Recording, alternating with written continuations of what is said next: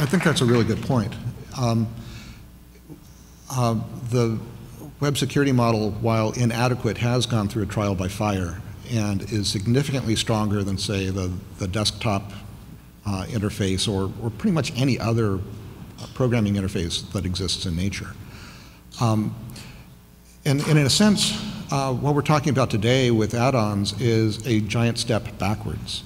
In that one of the things that's really attractive about the web as an application model is there is no installation. There are, well, not clear, but there are existent security boundaries and so on.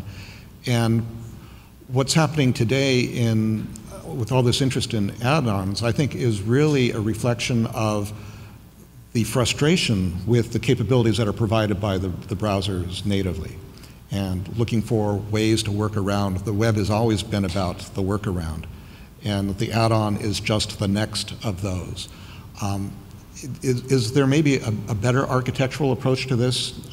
So instead of adding code at a fairly privileged level, there's some other way we can think about creating functionality for developers?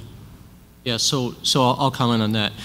If you look at in IE8 what we did with the web slices and accelerators, that's really the approach that we took. And you know, I kind of gave the whole speech about building native add-ons in IE8, in IE, any version of IE, is pretty difficult. There's kind of a high barrier there.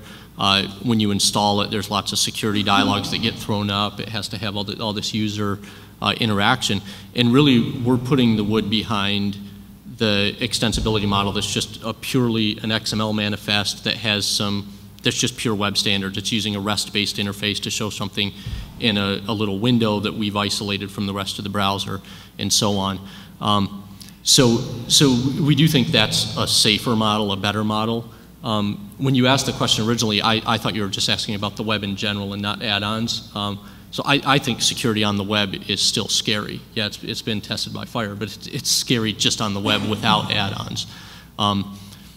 So yeah, in my opinion, going forward, it is better to use just pure web standards for your extensibility, sandbox it in the browser, and get away from this native access.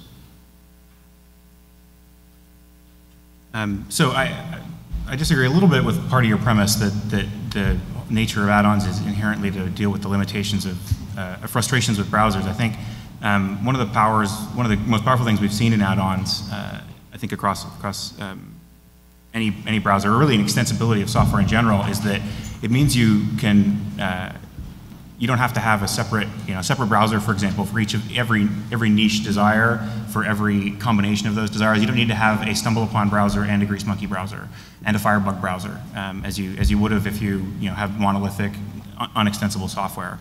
I agree that installing add-ons is something that is currently fraught with probably more hazard than we'd like it to have. For an uninformed user, it is installing software in your system. As it was when you installed your browser originally. We're big believers in installing browsers, so maybe a bit of a bias there. I do think, though, as Brian said and I did, that finding specialized models for add-ons that require limited privileges, limited scope, where we can define useful subsets of the extension functionality is almost certainly the future there. But I think having it be just content delivered misses one of the most important values of add-ons, which is that it's a way to have software that's connected with your user everywhere they are on the web. So much of their life is mediated through their browser.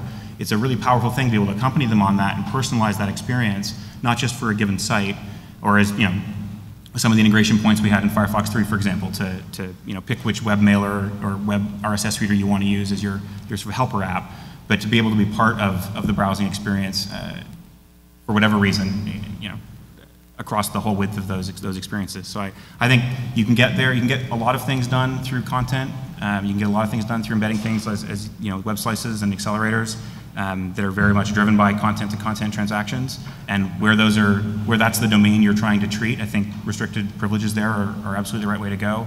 But I think we're always going to see a desire to have a more customized browser than even in a field that had 5 times as many browsers in it.